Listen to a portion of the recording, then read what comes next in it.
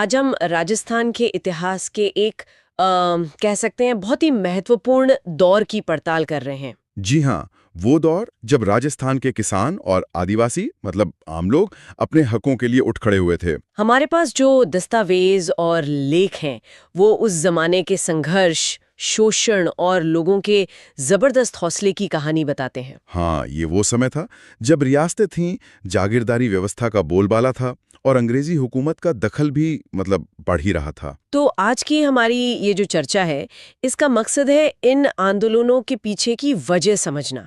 क्या कारण थे, कौन सी मुख्य घटनाएं हुई? और हाँ, कौन नायक थे, उनकी विरासत क्या रही, क्योंकि उस वक्त किसानों और आदिवासियों पर कई तरह के बोझ थे। जैसे भारी लगान तो था ही, लाग बाग ये क्या चीज थी? लाग बाग मतलब तरह तरह के टैक्स, अनगिनत किस्म के, और फिर बेगार यानी बिना मजदूरी के काम करवाना, ये सब आम था। तो आज हम इन्हीं सब की तह तक जाने की कोशिश करेंगे।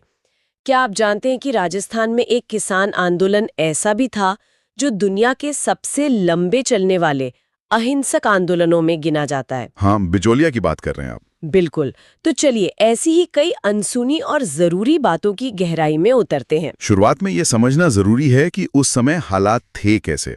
जैसे मेवाड़, मारवाड़, सीकर, अलवर, इन रियासतों में जागीरदार किसानों से बहुत ज्यादा भू राजस्व लेते थे। और आपने बिजौलिया का जिक्र किया, वहाँ 84 तरह के टैक्स, ये सच है? जी हाँ, दस्तावेजों में इसका जिक्र मिलता है। 84 तरह के कर, सोचिए जरा। अविश्वसनीय। और सिर्फ यही नहीं, लाटा कुंता जैसी प्रथाएं थीं। मतलब खड़ी फसल देखकर ही अंदाजे से लगान तय कर देना, जो किसानों के लिए नुकसानदेह होता होगा बिल्कुल अक्सर। बिल्कुल। फिर जैसे 1903 में बिजौलिया में कृष्ण सिंह ने चवरी कर लगा दिया। चवरी कर ये क्या था? लड़की की शादी पर टैक्स 5 रुपए का।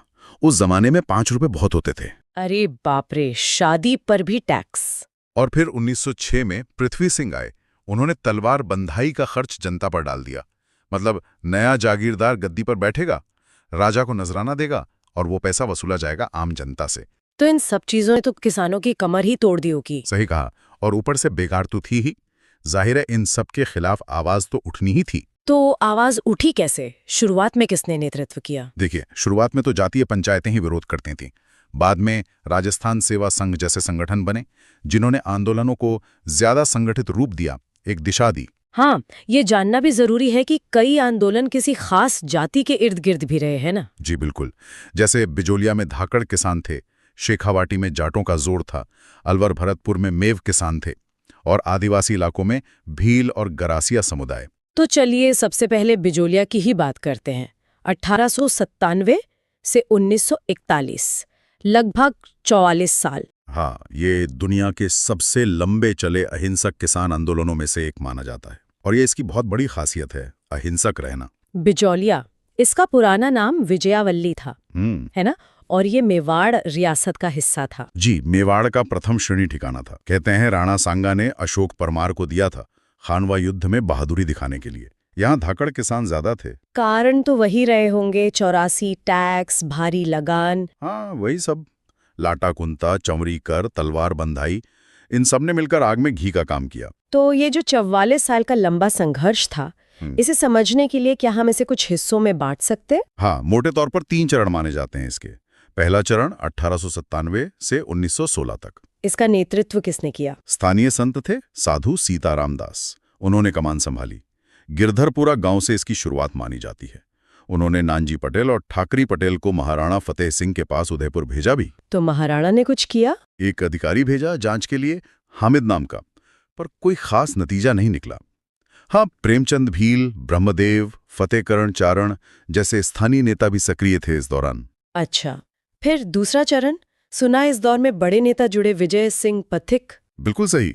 दूसरा चरण 1916 से 1923 तक बहुत अहम माना जाता है। विजय सिंह पथिक, जिनका असली नाम तो भूप सिंह था, वो आए, और माणिक्यलाल वर्मा भी जुड़े। पथिक जी ने क्या खास किया? उन्होंने 1917 में ऊपर माल पंच बोर्ड बनाया, एक तरह से आंदोलन को संगठित किया। मन्ना पटेल को उसका अध्यक्ष बनाया, और सबसे बड़ी बात, उन्होंने इस आंदोलन को राष्ट्रीय स्तर पर पहचान दिलाई। वो कैसे? कानपुर से एक अखबार निकलता था, प्रताप। गणेश शंकर विद्यार्थी उसके संपादक थे। पथिक जी ने प्रताप में बिजोलिया के बारे में लगातार लिखवाया। कहते हैं पथिक जी ने विद्यार्थी जी को चांदी की राखी भी भेजी थी। अच्छा, मतलब मीडिया का इस्तेमाल किया आवाज पहुंचाने के लिए।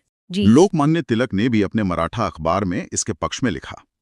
तो ये आंदोलन अब सिर्फ मेवाड़ या राजस्थान तक सीमित नहीं रहा। इसका असर रियासत पर पड़ा कुछ। दबाव तो बढ़ा। 1919 में मेवाड़ रियासत ने एक आयोग बनाया, बिंदुलाल भट्टाचार्य आयोग। उसने कुछ सिफारिशें दी भी, पर रियासत ने मानी नहीं। टालने की कोशिश। हाँ, फिर 1922 में अंग्रेजों के प्रतिनिधि एजीजी रॉबर्ट हॉलैंड आए। उन्होंने किसानों से समझौता किया और 35 तरह के टैक्स माफ भी कर दिए। तो ये तो अच्छी बात हुई। हाँ, पर स्थानीय जो सामंत था उसने इस समझौते को लागू करने से ही मना कर दिया और फिर 1923 में पथिक जी को गिरफ्तार कर लिया गया। तो ये चरण एक तरह से यहाँ थमसा गया।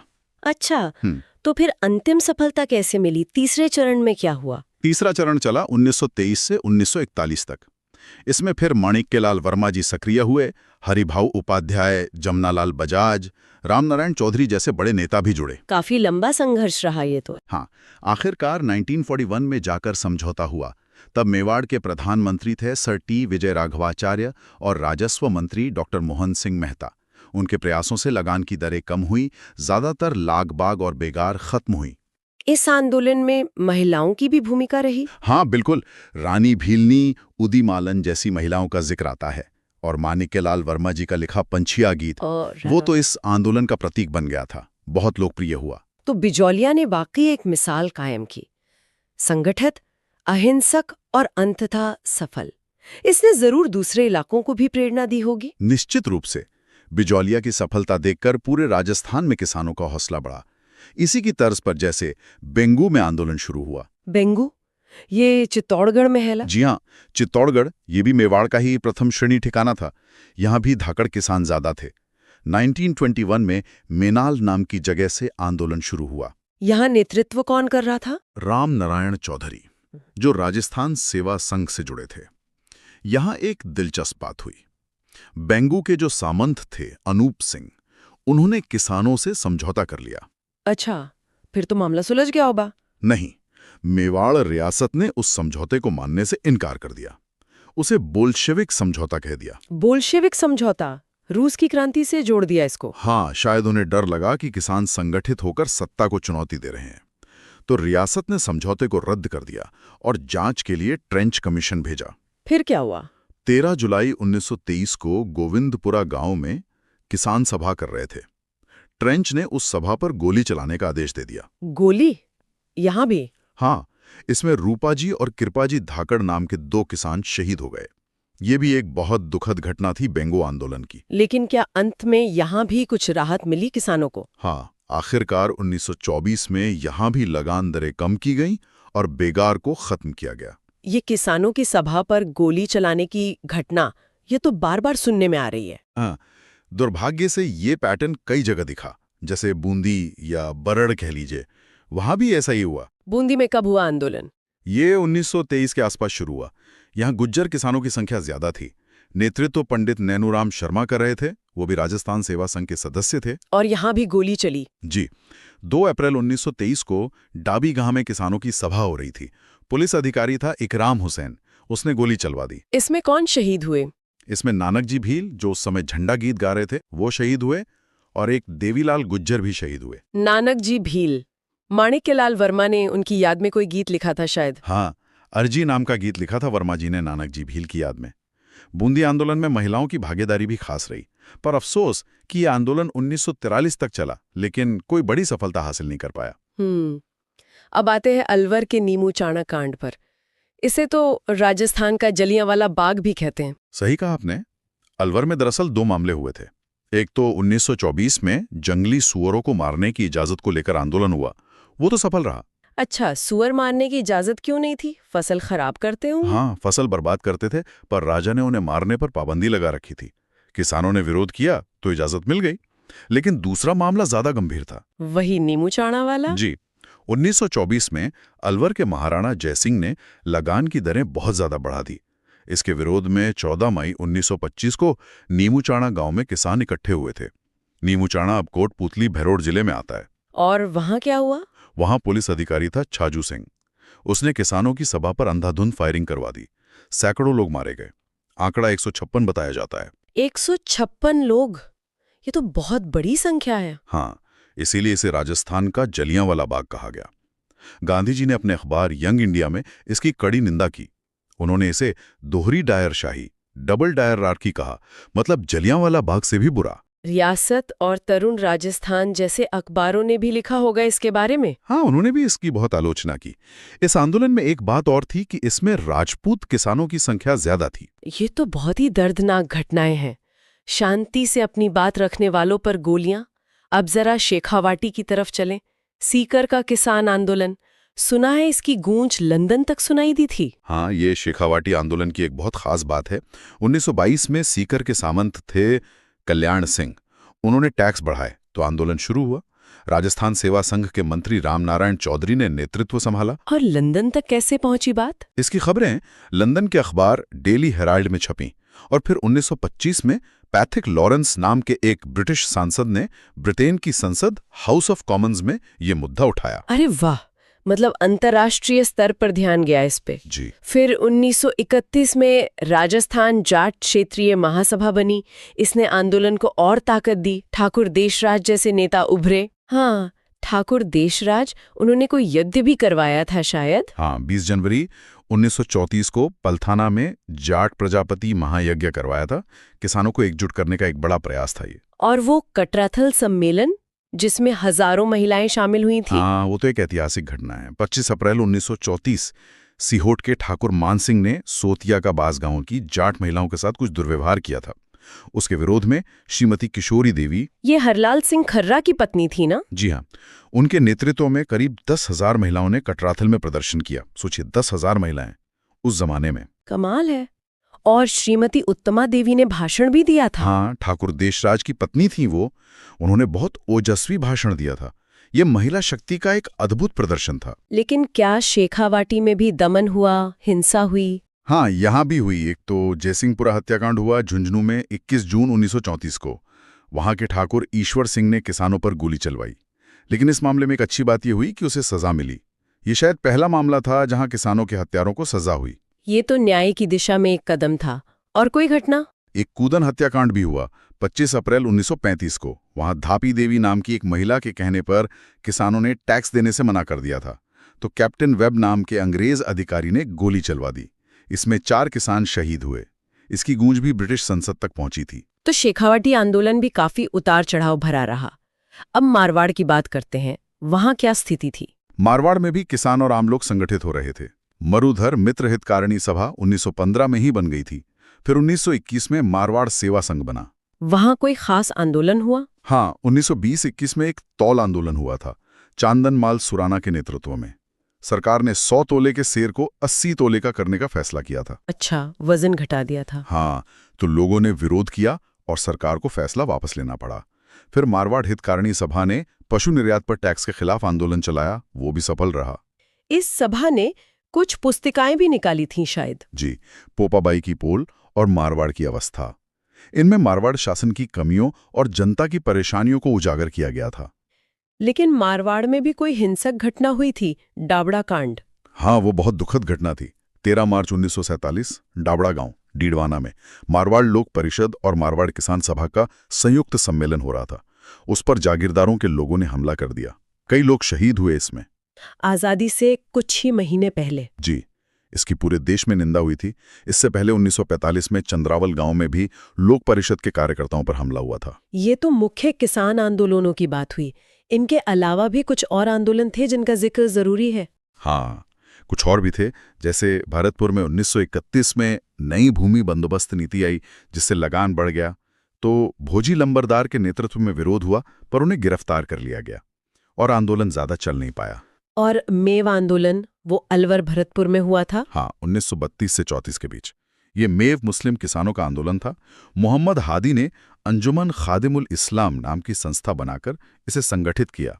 गुड़गांव के मेव नेता चौधरी यासीन खान ने भी नेतृत्व किया। इसकी क्या वजह थी? मुख्य वजह तो वही लगान और दूसरे मुद्दे थे। मेवों ने खरीफ की फसल का लगान देना बंद कर दिया था। कुछ स्रोत कहते हैं कि इससे थोड़ा सांप्रदायिक रंग देने की भी कोशिश हुई। अच्छा, तो इसका अंत कैसे हुआ? राज्य ने चौधरी यासीन खान के कहने पर एक मुस्लिम सदस्य खान बहादुर कादी अजीजुद्दीन बिलग्रामी को अपनी काउंसिल में शामिल किया।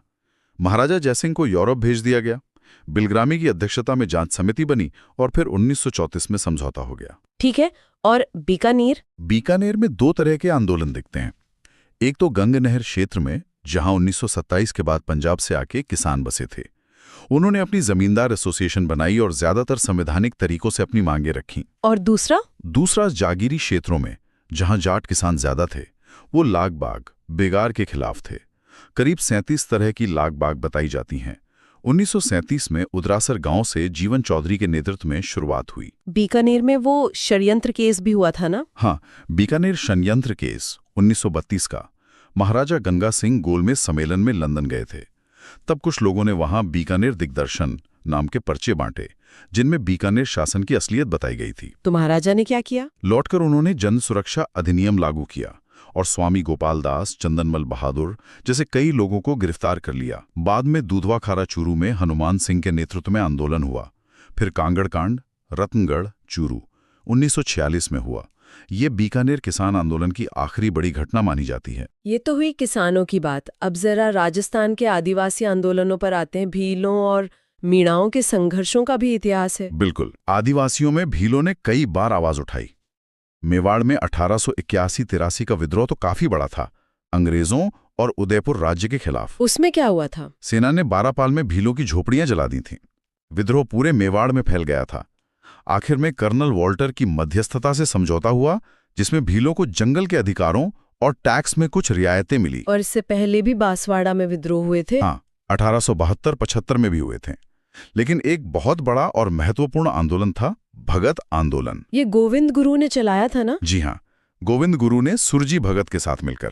ये मेवाड़, डूंगरपुर, बांसवाड़ा के भीलों के बीच था। गोविंद गुरु स्वामी दयानंद सरस्वती से बहुत प्रभावित थे। उन्होंने कोई सभा भी बनाई थी? हाँ, 1883 में संप सभा बनाई थी और भीलों को हिंदू धर्म के दायरे में रखने, उनमें सामाजिक और नैतिक सुधार लाने के लिए भगत पंथ चलाया। उनका मकसद भीलों को एकजुट करना भी था। लेकिन इसी आंदोलन से वो मानगढ़ पहाड़ी वाली दुखद घटना जुड़ी है। हाँ, मानगढ़ पहाड़ी, बांसवाड़ा में 17 नवंबर 1913 का दिन था। संप सभा का अधिवेशन चल रहा था। हजारों भील जमा थे। पुलिस ने वहां फायरिंग कर दी। कितने लोग मारे गए थे? अनुमान है कि 1500 से ज्यादा भील मारे गए थे। इसे भी राजस्थान का जलियांवाला बाग कहा जाता है। बहुत ही दर्दनाक घटना थी ये। 2012 में वहां शहीद स्मारक भी बना है। गोविंद गुरु का क्या हुआ? उन्हें गिरफ्तार कर लिया गया। करीब 10 साल बाद रिहा हुए। फिर उन्होंने अपना बाकी जीवन गुजरात के कामिया गांव में शांति से बिताया। वो हमेशा अहिंसा के समर्थक रहे। उनका सफेद झंडा शांति का प्रतीक माना जाता था। गोविंद गुरु के बाद भीलों के आंदोलन को किसने आगे बढ़ाया? उनके बाद नेतृत्व संभाला मोतीलाल तेजावत ने। उन्हें भीलों का मसीहा या बावजी भी कहा जाता है। वो कहाँ के थे? उदयपुर के पास कोलियारी गांव के थे। ओसवाल जैन परिवार से थे, पर उन्होंने अपना जीवन भीलों के लिए समर्पित कर दिया। उन्होंने 1921 में मातृकुंडिया, चित्तौड़गढ़ से एक ही आंदोलन शुरू किया। एक ही आंदोलन? हाँ, मतलब एकता का आंदोलन। हाँ। भीलों और गरासियों को एकजुट करने का। ये आंदोलन भूमट क्षेत्र में ज्यादा फैला, इसलिए इसे भूमट आंदोलन भी कहते हैं। उन्होंने मेवाड़ महाराणा के सामने 21 मांगे रखी थीं। उन्हें मेवाड़ की पुकार कहा गया था, है ना? जी हाँ, मेवाड़ की पुकार। पर महाराणा ने उन पर कोई ध्यान नहीं दिया। तो क्या यहाँ भी दमन हुआ? हाँ, यहाँ भी। 7 मार्च 1922 को विजयनगर, जो अब गुजरात में है, वहां नीमड़ा गांव में भीलों का सम्मेलन हो रहा था। मेवाड़ भील कोर ने उस पर गोलीबारी कर दी। यहाँ भी गोलीबारी? हाँ। कितने लोग हताहत हुए? इसमें करीब 1200 भील मारे गए। गांधी जी ने इस घटना को भी जलियांवाला बाग से भयानक बताया था। ये तो बहुत ही दुखद है। तेजावत जी का क्या हुआ फिर? ये भूमिगत हो गए, काफी समय तक छिपे रहे। फिर 1929 में गांधी जी के कहने पर उन्होंने आत्मसमर्पण कर दिया। 1936 में जाकर उन्हें रिहा किया गया। ये तो भीलों के संघर्ष की कहानी हुई। अब मीणा समुदाय के आंदोलन की बात करते हैं। उनका आंदोलन किन वजहों से हुआ? मीणा आंदोलन मुख्य रूप से अंग्रेजी सरकार और रियासती कानूनों के खिलाफ था। 1924 में अंग्रेजों ने कानून बनाया था, आपराधिक ट्राइब्स एक्ट। और मीणाओं को उसमें शामिल कर लिया गया? हाँ, और फिर 1930 में जयपुर रियासत ने अपना एक और कानून बना दिया, जरायम पेशा कानून। जरायम पेशा कानून, ये क्या था? ये तो नाम से ही अजीब लग रहा है। ये बहुत ही अपमानजनक कानून था। इसके तहत हर मीणा स्त्री पुरुष, चाहे वो बच्चा हो या बूढ़ा, रोजाना अपने नजदीकी पुलिस थाने में जाकर हाजिरी देनी पड़ती थी। रोजाना, बिना किसी जुर्म के, सिर्फ इसलिए कि वो मीणा है। जी हाँ, सिर्फ इसलिए।